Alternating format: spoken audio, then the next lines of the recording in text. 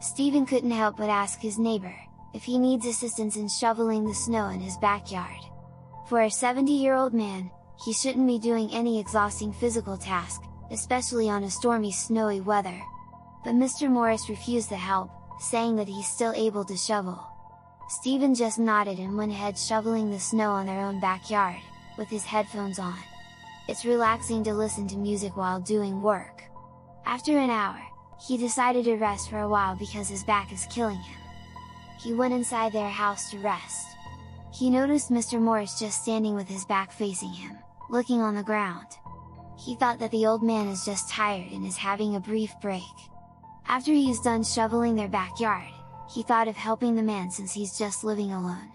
Stephen sat on their couch in the living room, then checked his phone.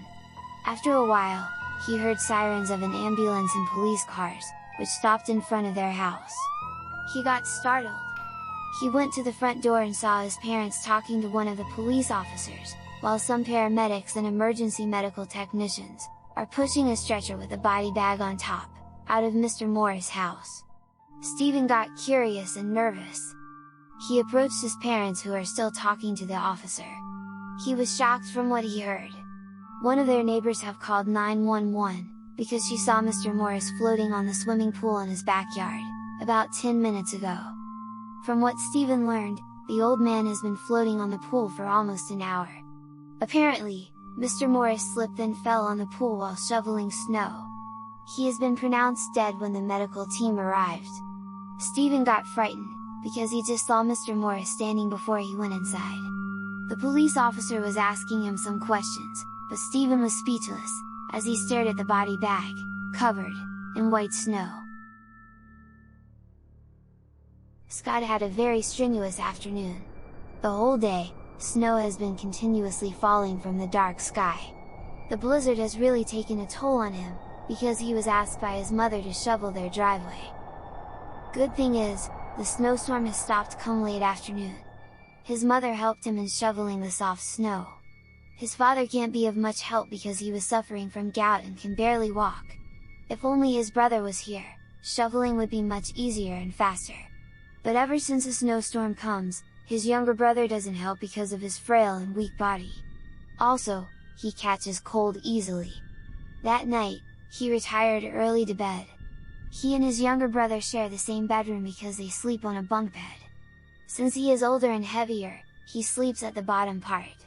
Scott is having a difficult time sleeping, but managed to do so after several turns.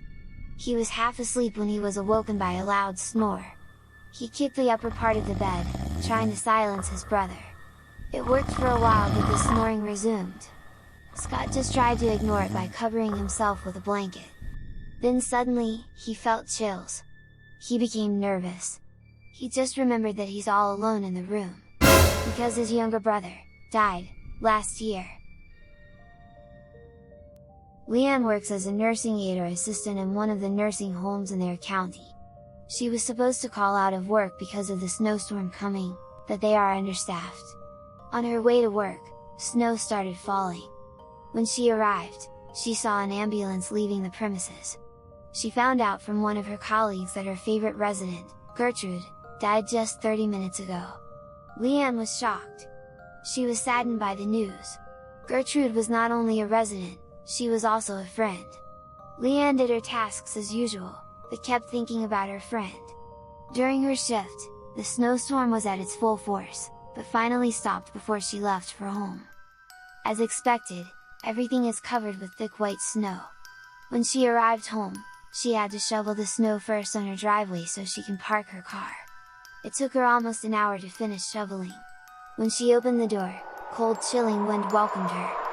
She wondered where the wind came from, since all the windows in the house are closed. Then, she was creeped out when she noticed a fresh set of icy wet footprints on the wooden floor, all the way to the stairs. All of a sudden, she heard someone walking on the second floor. She can also hear a thwacking or cracking sound produced by a wooden cane.